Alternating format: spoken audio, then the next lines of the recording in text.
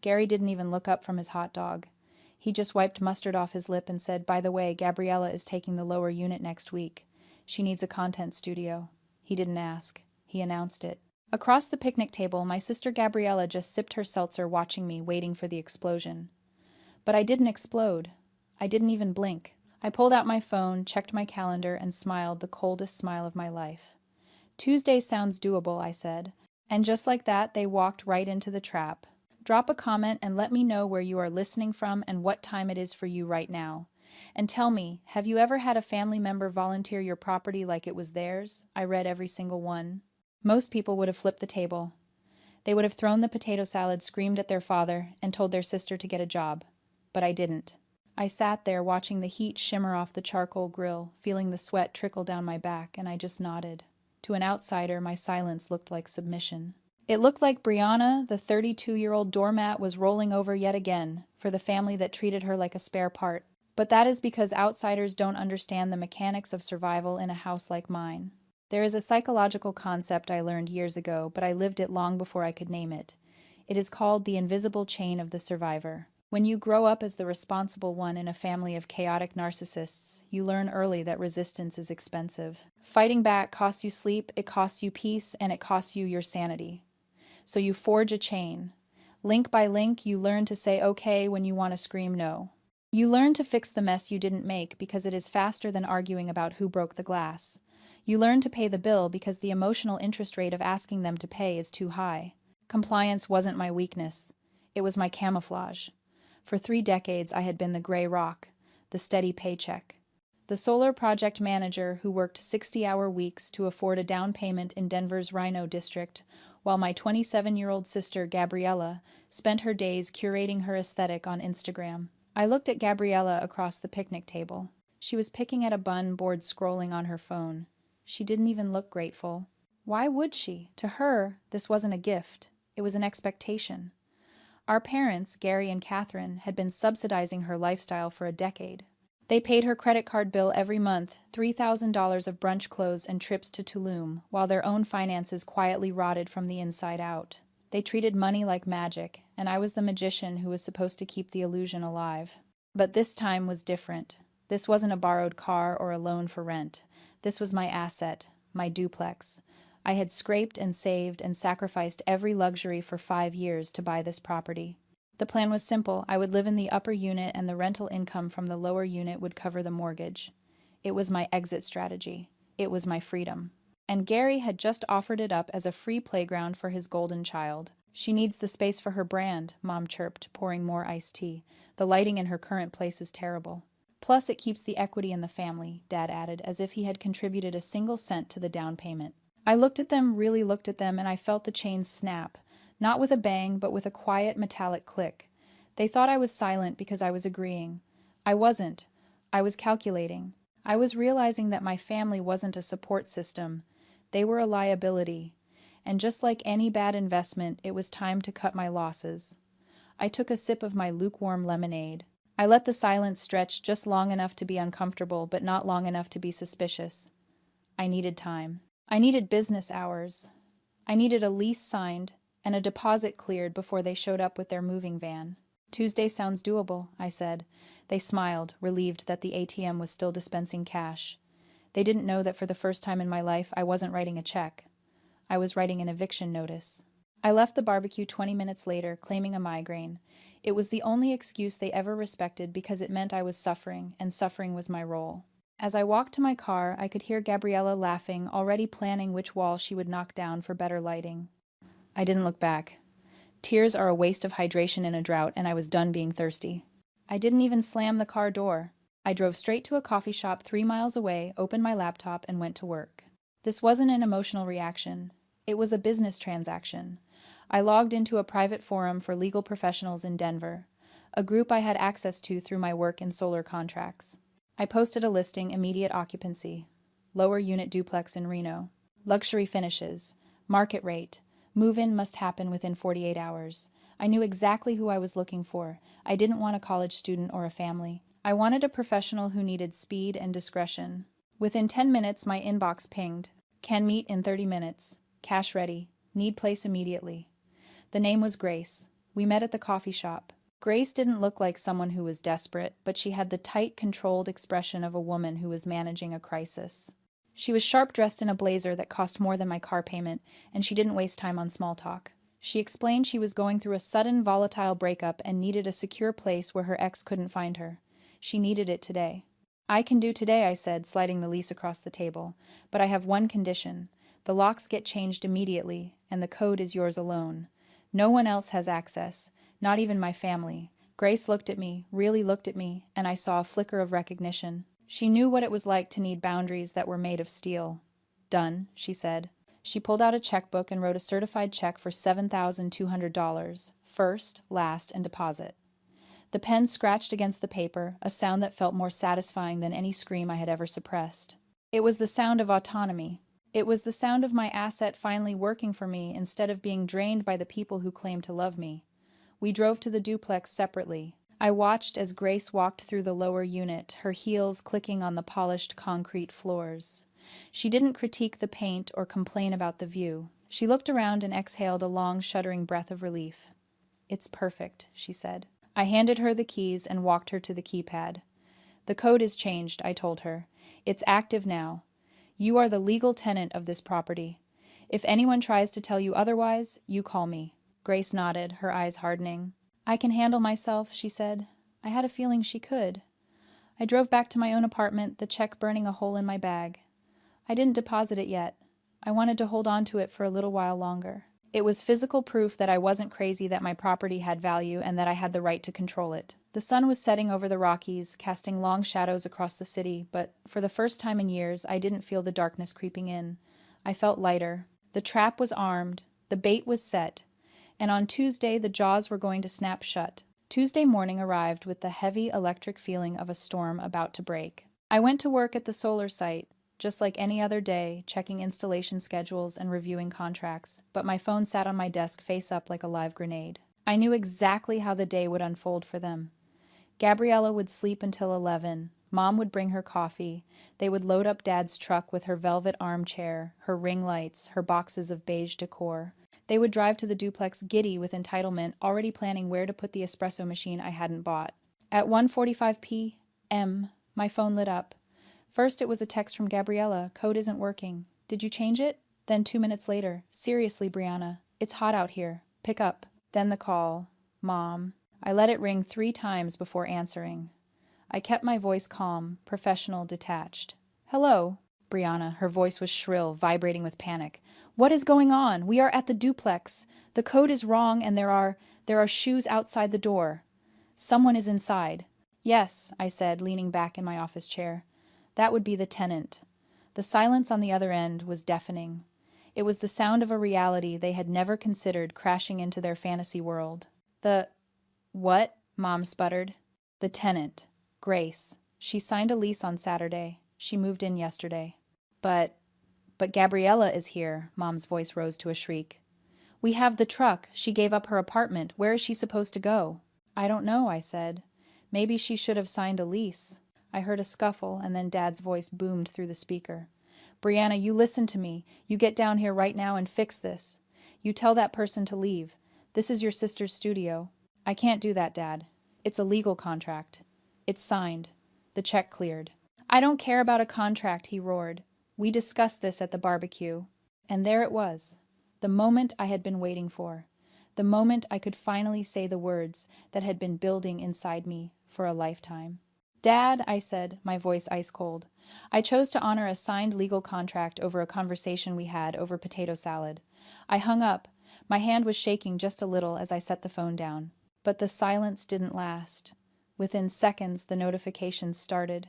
Text after text. Calls from Gabriella. Calls from Dad. Then the social media notifications began. Gabriella had gone live on Instagram. I watched it in horror and fascination. She was sitting in the front seat of Dad's truck, tears streaming down her face, the perfect picture of a victim. "My own sister," she sobbed to her 6,000 followers. "She promised me this place. She knew I had nowhere to go. And she rented it out from under me just to be cruel. I'm literally homeless right now because of her." It was a performance. A master class in manipulation. But as I watched her cry, I didn't feel the old urge to fix it.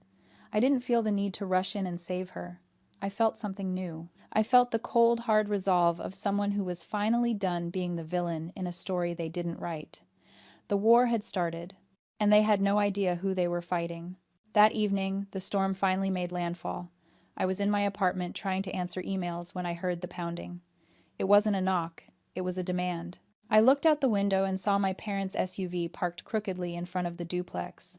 Dad was hammering on the door of the lower unit, and Mom was pacing behind him, phone to her ear, probably leaving me another hysterical voicemail. I didn't run down there. I didn't call the police. I just watched. Because I knew something they didn't. I knew who was behind that door. Dad shouted something about squatters and family property. He was blustering, using the same volume and intimidation tactics that had worked on me for 30 years. He thought he was dealing with some random girl I had found on Craigslist. He thought he could bully her into packing a bag and leaving. The door opened. Grace didn't look intimidated. She looked annoyed.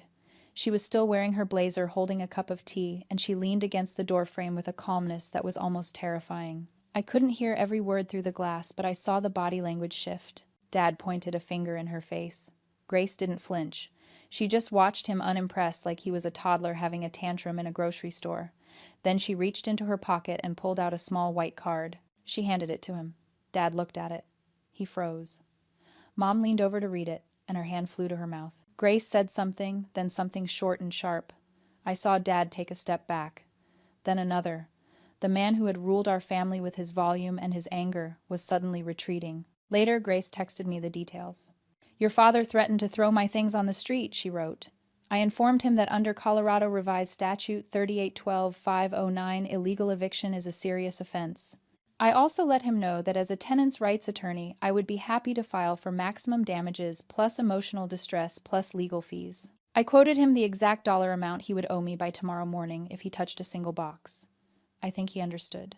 I stared at the text, a laugh bubbling up in my chest that felt like champagne. They had walked into a minefield. They had tried to use their old weapons intimidation volume entitlement against someone who held the nuclear codes. Legal paralysis. That was what it looked like. They couldn't kick her out. They couldn't move Gabriella in. They couldn't even yell at her without risking a lawsuit that would bankrupt them. I watched them get back into their SUV. Dad slammed the door so hard the car shook. They drove away, defeated not by me, but by the law. The trap had snapped shut, and for the first time in my life, I wasn't the one bleeding. The silence following their retreat lasted exactly 48 hours. It was the calm before the psychological storm. I knew they wouldn't come back to the duplex. Grace had scared them too badly for that, but I also knew that people like Gary and Catherine do not accept defeat. They just change weapons. On Thursday morning, the notification pinged on my laptop. It wasn't a text or a voicemail. It was an email with the subject line, "Official notice regarding family estate." It was marked high priority. I opened it, sipping my coffee, expecting a rage-filled rant. Instead, I found a document that tried desperately to sound like a legal decree. It was written in a stiff, formal font full of phrases like "hereby" and "forthwith." "Brianna," it read, "due to your recent actions, specifically the theft of family property and the malicious treatment of your sister, we have made the difficult decision to remove you from the Henderson Family Trust and Will. Effective immediately, you are disinherited. You will receive no portion of the estate, no family heirlooms, and no financial support. You have chosen money over blood, so you shall have neither." I read it twice, and then I started laughing.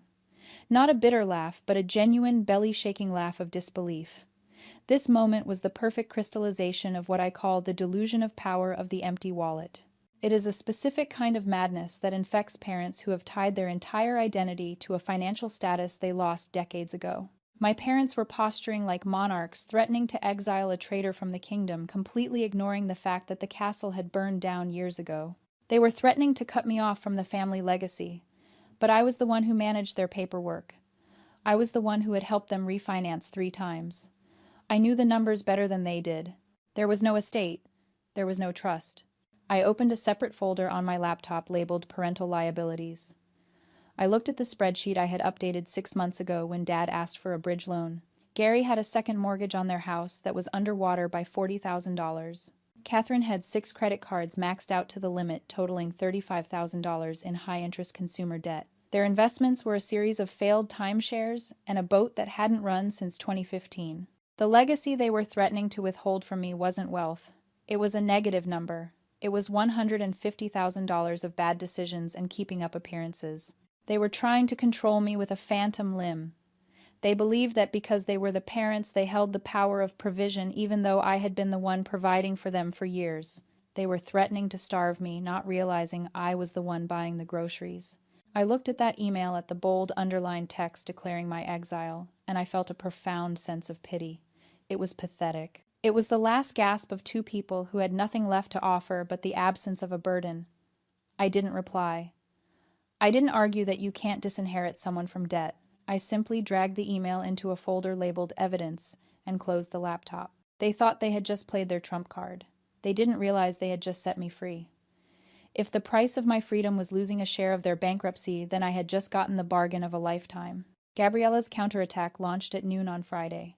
It was a 3-part video series titled The Betrayal, and I had to admit the production value was high. She had ring lighting, a perfectly messy bun, and tears that fell right on the beat. She told her 12,000 followers that I had lured her into giving up her lease, promised her a studio to help her launch her dream, and then pulled the rug out at the last minute because I was jealous of her creative freedom. She called me a corporate drone who hated seeing her shine. She painted a picture of me as a bitter spinster, hoarding wealth while she slept on a friend's couch. I watched it once. I didn't feel angry. I felt like an auditor reviewing a fraudulent tax return. She had made a critical error. She had brought a story to a data fight. I opened the folder on my laptop that I had been compiling for years. I called it the Ledger. It wasn't emotional. It was forensic. I didn't write a long defensive rant. I simply created a carousel post. Slide 1, a high-resolution photo of the property deed. It showed one name, Brianna Henderson. It showed the date of purchase 5 years ago. It showed the co-signers, none. Slide 2, screenshots of the text thread from the 4th of July. Dad's demand, Gabriella, is taking the lower unit next week. My single response Tuesday sounds doable. No promise, no agreement. Just a date acknowledging their invasion. Slide 3, the financial breakdown. I had created a simple pie chart. Total financial support given to family over 10 years, $82,000. Total financial support received from family, $0. Current parental consumer debt load, $150,000. I didn't write a paragraph about my feelings. I wrote one sentence for the caption, Receipts for the eviction of the entitlement narrative. Then I did the thing that made it lethal. I tagged the 3 skincare brands Gabriella was actively trying to court for sponsorships. I tagged the boutique hotel she was trying to get a free stay from. I hit post. It took 12 minutes for the tide to turn. The internet loves a victim, but it loves justice more. The comments shifted from, Your sister is toxic, to show us the deed. Strangers started dissecting her lies. The brands responded publicly within the hour, thanking me for bringing this concerning information to their attention. They didn't want to associate with a liability. Gabriella deleted her account at 4 p.m. The nuclear option doesn't leave survivors. It just leaves silence. The silence that followed was absolute. The extinction burst had ended. My parents didn't call. They didn't text.